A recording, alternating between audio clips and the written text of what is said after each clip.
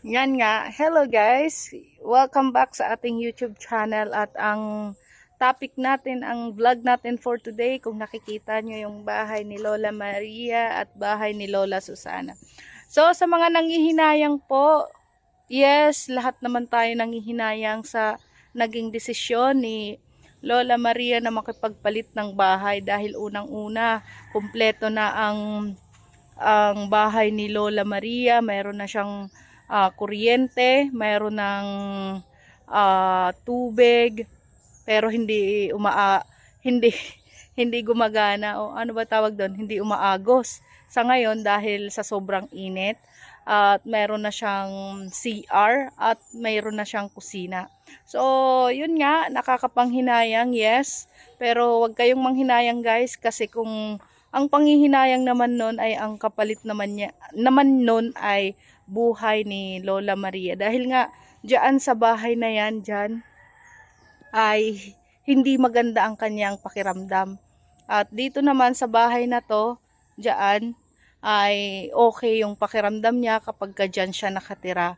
So, sa mga nanghihinayang, yes, nakakapanghinayang, pero mas nakakapanghinayang ang buhay ng isang tao. 'Di ba? Yun, siguro, ang gawin na lang natin, itong bahay na yan ni Lola Maria, ay pataasin na lang natin yung kanyang bubong kasi napaka baba. Baka yun yung cause nun ng panghihina ng katawan ni Lola, kasi parang nasusuffocate ba siya dyan sa bahay niya, hindi makagalaw yung hindi makapasok yung hangin sa bahay niya kasi maliit, kulob. Pero kung anong gusto nyo, suggestions guys, i-comment nyo kung anong mas magiging okay, kung tatanggalin na lang natin yung yero at ipapalit ang pawid. Kasi ang pawid ay ano siya, presko at hindi mainit. Pero kailangan taasan ng konti yata para naman makapasok yung hangin sa kanyang bahay. Kung ang tinatanong nyo naman ay tungkol sa kanyang aircon, pwede, ang sabi ni Lola ay ayaw na daw niyang ipakabit yung kanyang aircon kasi unang-una, yung bahay niya maraming butas na kailangan takpan para hindi lumabas ang lamig ng kanyang aircon, kasi kapag ka lumabas, kapag ka nagpa-aircon siya ay sayang lang kasi lalabas lang ang lamig at magiging malaki ang kanyang bayarin monthly. So, ayan nga, itanong natin si Lola Maria kasi nandun siya ngayon sa bahay ni Lola Susana. Yan.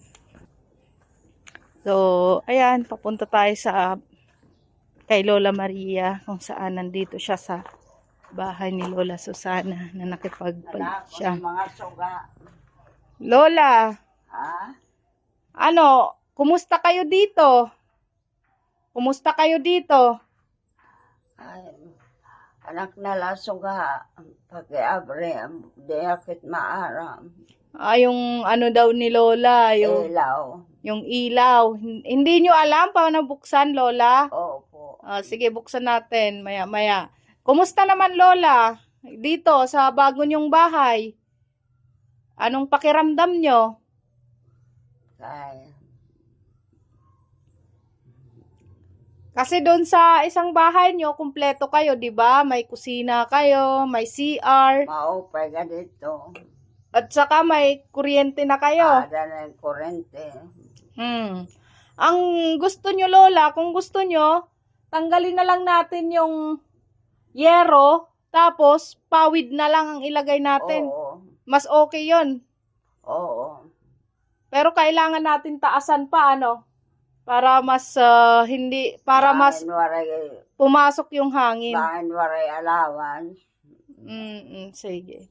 So, titingnan natin, Lola, kung mayroon tayong magiging budget para ma-renovate yung bahay nyo at doon na kayo. Kasi dito sa bahay na to, ay ang daming kulang. Walang CR, walang kusina, walang kuryente. Ano lang si Lola, nakikikabit ng kuryente. Opo. So, nakikikabit siya sa sarili niyang kontador. Dito sa kanyang bahay. Ayan o. Yan. Galing sa bahay niya. Tapos, yan. Yan. Nakikikabit si Lola sa kanyang sariling kontador. So, ayan. So, guys, ayan nga. Nag-aantay tayo ng magkaroon tayo ng budget para magawa yung gusto ni Lola na ma-renovate yung kanyang bahay, mataasan, kahit papano ay hindi na maging mainit. Kasi sa panahon ngayon, sobrang init talaga. Hindi talaga, kahit nga ako, hindi ko nakakayanan dyan sa loob ng kanyang bahay sa sobrang init ng panahon. So, ayan nga guys. So, comment nyo kung anong mga pwede nating gawin para maibsan ang paghihirap ni Lola Maria. So, ayan nga. Thank you so much for watching. Bye-bye. Nagsuga.